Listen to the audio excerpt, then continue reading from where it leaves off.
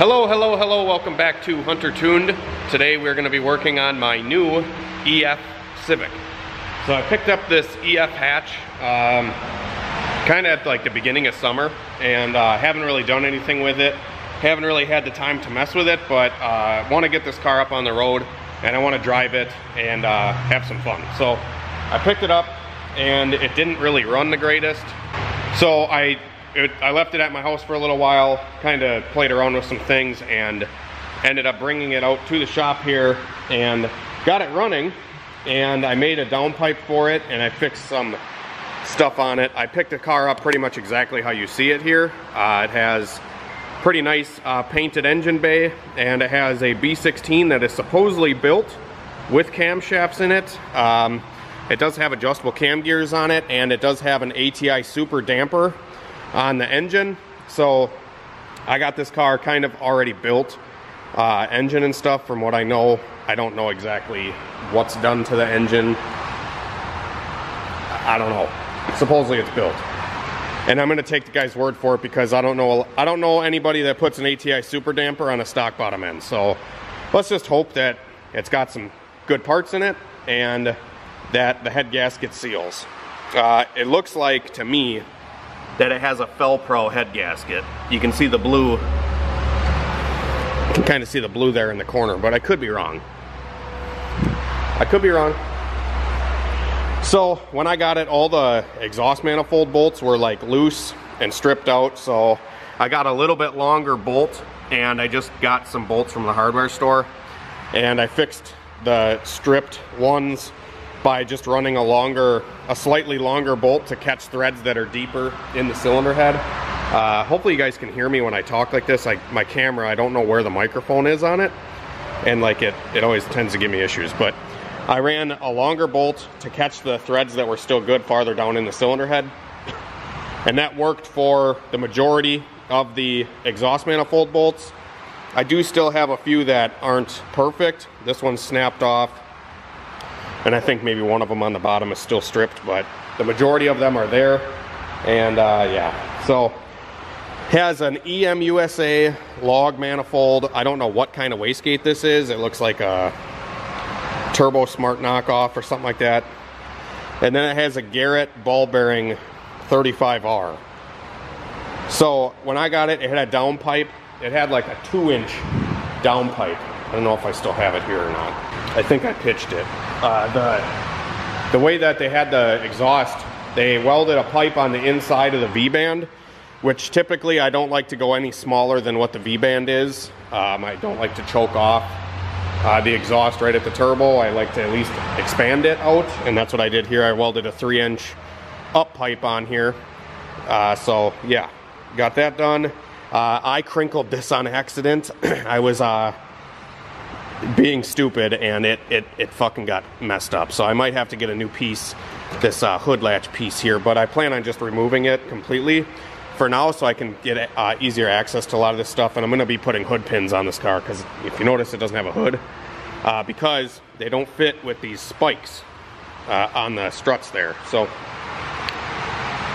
but the rest of the car is pretty clean. Like I said, I fixed those bolts, and then I put a downpipe on it, or up pipe, and got rid of the choked up exhaust that it did have. And then it does have water lines running to the turbo. I don't know if I'm going to keep the water lines going to it or not. I might not. I also put a Speed Factory 18-pound radiator cap on it. Same one I got for the Mustang. If you push past an 18-pound cap into the overflow, you definitely got some head gasket issues. So I like to run these radiator caps to know for sure, like, okay, is the head gasket really smoked? So got one of those caps, and then I got some injectors I'm going to put in it. This car already has an Omni 4-bar map sensor in it. It has an adjustable fuel pressure regulator, stock fuel rail. I don't know what fuel pump is in it, but it has Precision low impedance injectors. I believe they're like a 750 or some shit. They're the bigger style injector, old school stuff. I'm probably going to ditch these injectors because I don't really like them. And when I got the car initially, it didn't run. or it ran really poorly. So what I did is I kind of was just cranking the car over, and I checked the fuel pressure when I got the car. And initially, when I first got this car, the base fuel pressure was about 100 PSI. And these old school injectors, these old school Precisions, they were locked up. Some of these old injectors are like cheap injectors. They don't open with that much pressure behind them. The solenoid and the coil winding and stuff inside the injector is not strong enough to open with that much pressure behind it. So all I did was I turned the base pressure down to 40, which is typically where I run these things, 40 PSI to 60 PSI base. And it fired right up, and it runs good. Runs fairly good. So that's all I did. Change that. Yeah. Now I got it on the battery charger because this battery does go dead after like a few days of sitting. I don't know if it's just because it's a small capacity battery and it's kind of old. It's one of these Odyssey batteries. I also fixed, when I got the car, I fixed this, the battery mount. There was no bolt holding the battery mount in, so I fixed that. Yeah, just little stuff here and there. I've been tinkering on it for the last couple months, just fixing little stuff when I feel like it. But now I'm gonna start it. Like I said, it still has these old Precision injectors in it. And yeah, I'm gonna get it up on the lift so I can kind of show you guys underneath of it. And I got some new lug nuts for the car because when I purchased it, it did not have these wheels. These wheels are actually off of my Integra, which I think they look better on this car than they did on my Integra. So I put these wheels on it. It had like black, like big, a lot of spokes. I forget exactly what kind of wheel they are. But the other wheels that were on this car are on my Integra. These ones look a lot better, in my opinion. But when I got the car, there's only 2 lug nuts on each wheel. So I actually got a set of lug nuts today from Advanced, and I'm going to be putting all the lug nuts on the car, getting rid of this hood latch piece so we can get easier access to stuff, and maybe clear a different turbo manifold eventually. I'm probably not going to run this with a different turbo manifold anyway. And then we're just going to kind of check the car out and show you how it's running right now. Might get some new injectors installed into it. I have a set of flex style Hunter tuned injectors that I would like to put in this car. And then for interior, it is very, very nice. I love this car's interior. It's very clean. The whole car, honestly, is really clean. It's just primer color right now. So I may paint it to make it look a little bit better, but there's no rust on it. And it's very clean. So I got a pretty good deal on this car from a local guy, and hoping to make a fun little street car out of it. It also does have Honda S300, so that's nice. It has a slight wire tuck, like fuse boxes in the cab here. It's got a aftermarket steering wheel. It's got these Mugen floor mats. It's got a gauge pod. None of the gauges work right now, but we have to get a wideband in this thing. And it's got these Tanaka harnesses. So I'm gonna start this thing up, pull it up onto the lift. Maybe take the bumper off so you can see a little bit better. There is some upgrades that I want to do to this car and get it going. So I'm gonna hop in, start it up, show you what the thing's doing. It idles really high right now. So for the first, it looks like I gotta fix this too. This piece was popped out.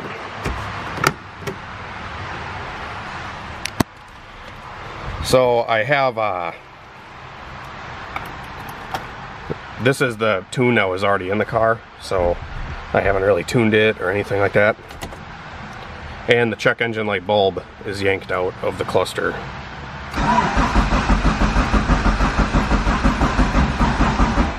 Oh, come on, baby. You can do it.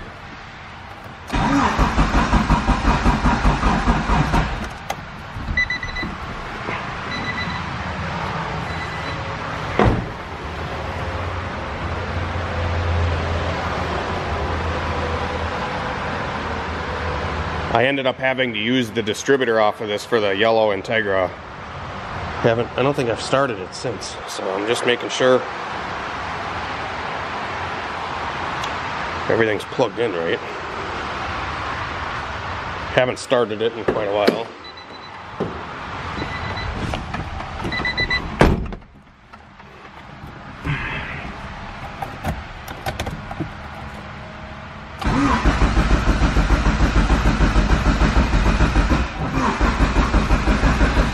I think I know what the issue is.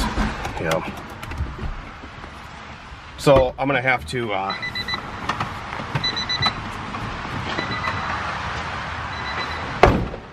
so what the problem is, I think, is because I had this distributor all apart.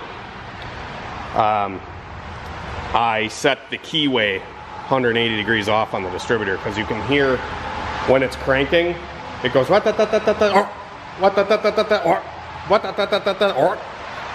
and that's just saying that the timing is way too far off. Typically too advanced is going to go like that, and it's going to lock up. So what I'm going to try to do, I don't even remember, it's been a while since I worked on this thing, so I'm going to pull the distributor off, and I'm going to turn the keyway on the back side of the distributor 180 degrees, see if it fires up then. Otherwise, I really don't know what the deal could be. Unless the tune, is the ECU plugged in? Should be.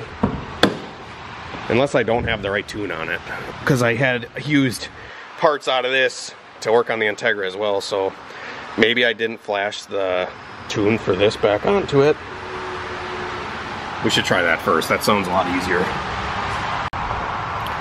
Alright, so I just loaded the file back in that this car had, just to make sure that I had that file in there. I'm gonna crank her over and see if she starts now. Yep, it was just the file. I was gonna say, I don't think I took the distributor completely apart on this one. I only did on that Integra, but sometimes if you take distributors apart on these things and you flip the keyway that goes into the cam, you can see it idles really high. That's because the fast idle valve, this car has a fast idle valve, and it's opened up all the way. We'll try to get that idle to tame down once I get it on the hoist.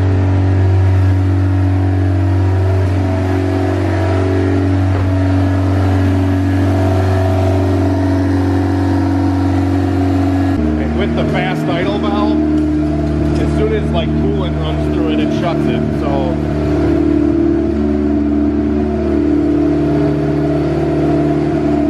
like after I run the car for like 10 minutes or something, the idle does come down. I'm gonna get it pulled onto the lift. Alright guys, I got the Civic on the lift. Had to jack up the front end to get the lift arms under it. Got my lug nuts all installed. So instead of 2 on each wheel, we got all 16 lug nuts.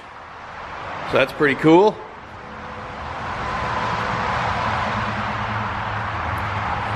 Here's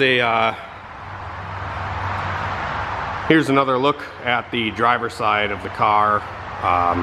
Like I said, pretty clean Wisconsin EF. I don't know if it's had body work done, but this is like the only rust on the car. So not too bad, that's fixable for sure. And then it has a hole right here in the fender, which I believe they had a kill switch or something mounted there at one point.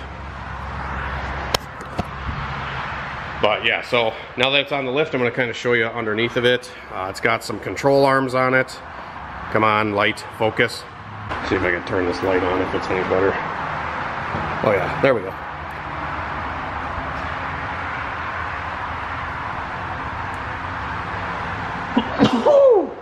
COVID. Alright, so I have a diffuser on the car. It has lower control arms, a tie bar for the rear, and it has coilovers as well. I don't know exactly what coilovers they are. Grab my handy dandy Astro Tools flashlight. They are a little rusty, but they look like K-Sports or something. I can't really tell what kind of coilovers they are. But yeah, I do think it has a fuel leak from somewhere up here. I don't know where, but I think maybe the tank is rotted up top, because it does leak gas when it's full, like plumb full. It leaks gas. So, and they were in here at one point. You can tell because there's a ratchet strap on one of the gas tank straps here, which is fine. But I may have to, I'm probably just gonna send it for now. And get the car running and tuned and see if I need a different fuel system or anything, because I don't know what fuel pump is in this car. I'm assuming it's a Wally 255, like a lot of guys put in these things, especially because this car was on pump gas before. I just put like a half a tank of E85 in it, and it had a half a tank of pump gas, and that's how I knew the tank leaked, because it was leaking in the shop for a couple days and then it stopped. But it is wet on top of the tank, so I got to figure out what's going on with that. Maybe it has a maybe I just need to order a new tank and new straps, and maybe we'll run aftermarket fuel line up, because I have a ton of dash 6 and 10 here, so we could run some new fuel line up and put a Wally 525 in it. Big boy pump. And then like the feed line and stuff is supposed to be bolted right there, but it's not. And this is like pretty rusty looking. These trailing arm bushings don't look the greatest, but they are filled with like window weld, it looks like. It does have aftermarket upper control arms up there. Let me grab the light again, damn it. So up here it does have some upper control arms. They look aftermarket. And then underneath, looks like some stock lowers that are painted. It has a traction bar already on it, so that's pretty cool. I did the old shake the wheel test on it. Nothing seems loose. Yeah. So I don't know what kind of traction bar that is either, but it looks pretty beefy. And then it has a Volkswagen Corrado radiator, or like whatever Volkswagen style radiator. I'll lower the car back down, maybe take the front bumper off, and then I'll take this hood latch piece off, because I got the bottom bolt out finally, so I can fully remove it. And then I can show you the radiator setup in the car. I really like the radiator setup that's in here, because it adds a lot of room to the engine bay. If you guys have worked on EF or DA Integra or CRX, you know that the engine bays are kind of crammed, especially when you put a turbo in the engine bay. So we are going to lower the car back down. I'll show you some stuff with the bumper off. Sorry, some hillbillies are riding down the highway. Yeah, get the car back down, bumper off, and then I'll show you some more under the hood. So I got the bumper off, and this intercooler might need to be upgraded. It's just like a really small, like this is my hand. It's probably like a, I'll show you how big it is. Yeah, it's like a 2-inch core. It's really small, and the top of it looks like it's busted off. Or like this is loose. So I might have to get an intercooler for it, but I don't know what's gonna fit. That's the frickin' problem. And then I noticed this gap on the coupler here, like this clamp isn't all the way tight, or it's the wrong clamp, because it's all the way tightened down and this pipe is like loose. I don't know if you can tell on camera or not, but this coupler, I could yank it off if I wanted to. The only thing that's holding it on is this pipe. So I bet you this was a big boost leak at one point. So have to change this clamp out because it's not the right one. Hopefully the coupler will hang in there. Or what would be ideal is just to weld a 90 onto an intercooler so you don't have to run this coupler all jacked up like this. This side doesn't appear to be too bad. It has a 90 coupler coming off of the turbo right there to this pipe to here. So that doesn't seem terrible. This is, like I said, that Garrett 35R dual ball bearing. So I don't know. I might change up the turbo setup on it. I might not. We'll see. I don't know what's holding the radiator. Oh, the bottom mount right here. There's two mounts down here.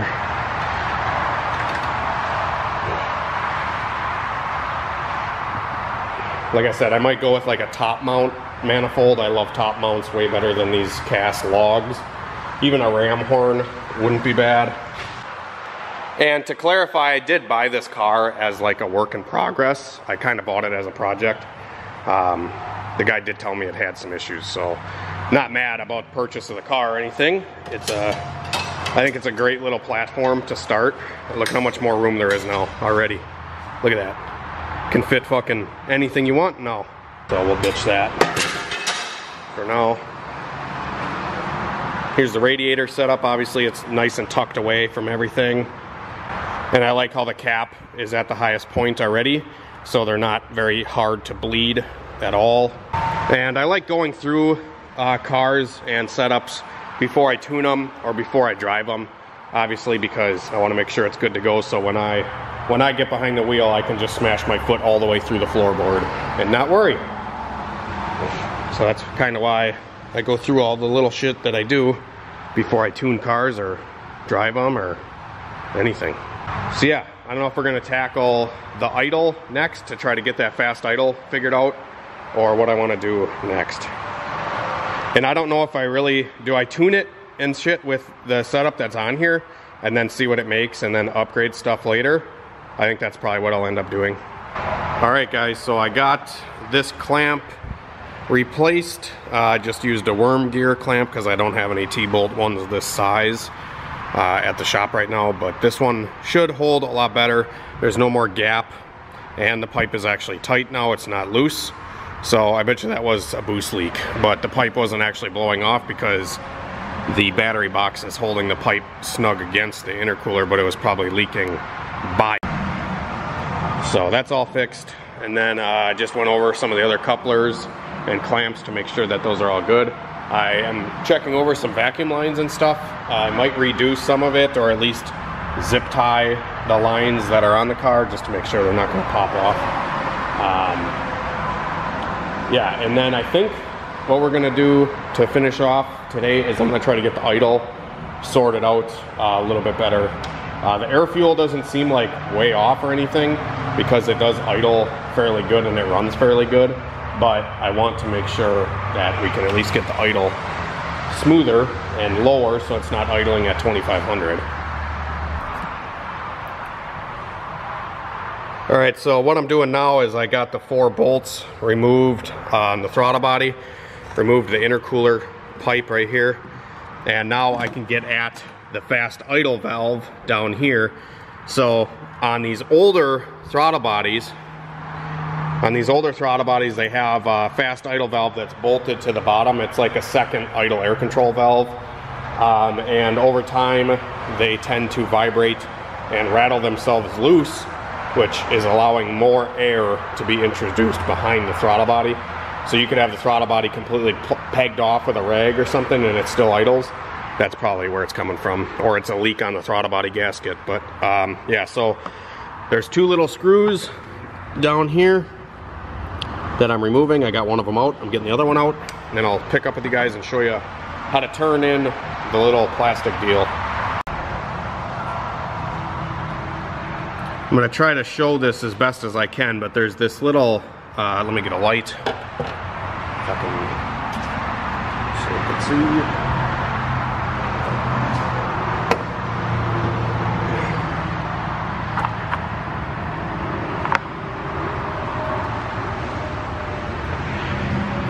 So this little piece inside of here actually turns like clockwise and counterclockwise. You can see it moved a little there, moved a little there. It's all full of carbon right now, but you can see I'm turning it in clockwise, like I'm tightening it. It's just kind of tricky. Sometimes I can take a pliers and just move it. Otherwise you could take a little screwdriver or pick.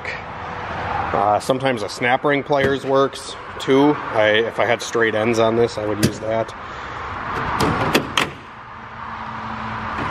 But I'm just gonna try a flathead screwdriver this time. Yep.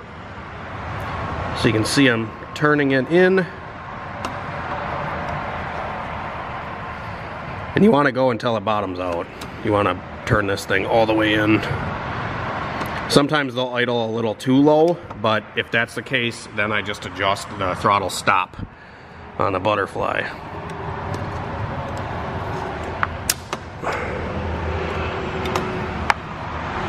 So I'm going to get that thing turned all the way in, and then put the throttle body back on and see how it idles after I turn that in. And then, like I said, we'll have to adjust.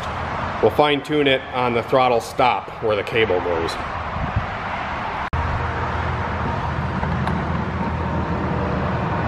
I don't know if you can tell,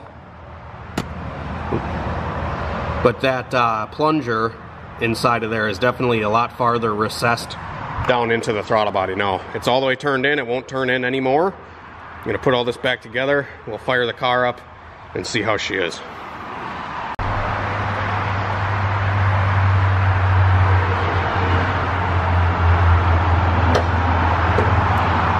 Alright, so we're going to start this thing back up, kind of see how the idle is now. I do notice another thing, that this thing does seem like it's set too low because the throttle blade is actually shutting too far. And I think the cable is trying to compensate. So they have the cable really tight right here, so it pulls this open slightly and it won't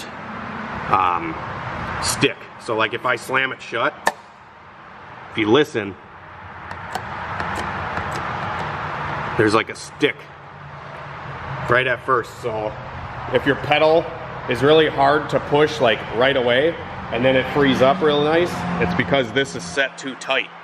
So a lot of times I'll be able to tell right away in the car, like if you can't push the pedal with your big toe and it's real smooth, typically that's because the throttle is shutting too far and the throttle blade is actually rubbing on the throttle body housing itself. So you got to set that stop screw on the bottom that I was talking about earlier, which is right down in here. So where this bottom piece right here, where my fingernail is, right here where my fingernail is, that piece touches that little screw and nut. It's like a 7mm nut and an Allen head. You have to turn that screw up a little so it opens the throttle blade slightly, so it's not going to that point of shutting too far and sticking. So that's one thing that I do, or whatever. But we're just going to try it quick, just changing the fast idle valve and see where it idles. I'm anticipating the idle to be kind of low, but we'll find out. It might be perfect, it might not. I might have to give it some throttle to start it. I might not. But I do need to find the key. I'm sitting on it. How many times you guys do that? Sit on the key. That fuel pump is real quiet.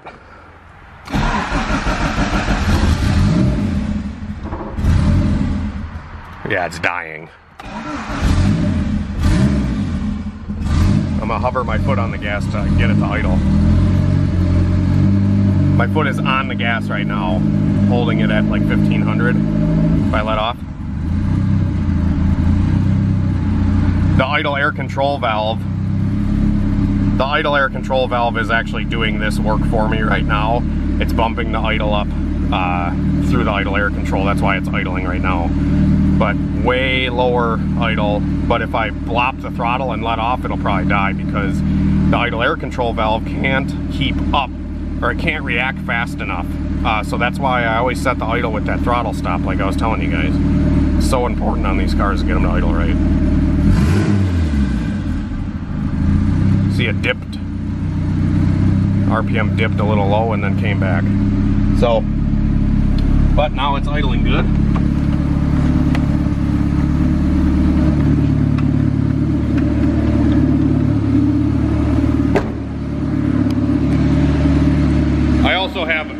zero clue what the air fuel is, but it sounds close.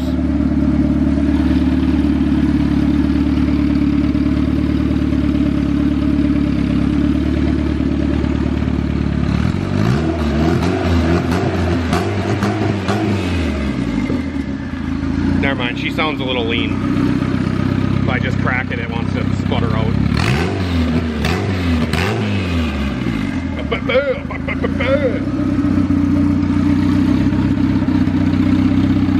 So, I'm probably going to leave it idle here for a minute, get it nice and warm, and I'm going to drain the oil out of it because the oil that's in it, well, it's low and it looks kind of shitty. So I'm going to put some fresh Schaefer's engine oil in it, and then I'll probably come back out here maybe tomorrow and put the new oil in and hook up the gauges.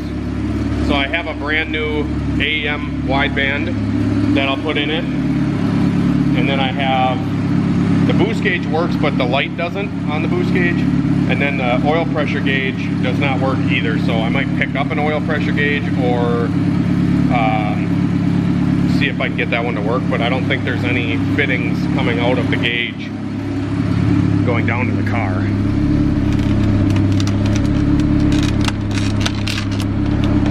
Does this just pop off? There's a little screw.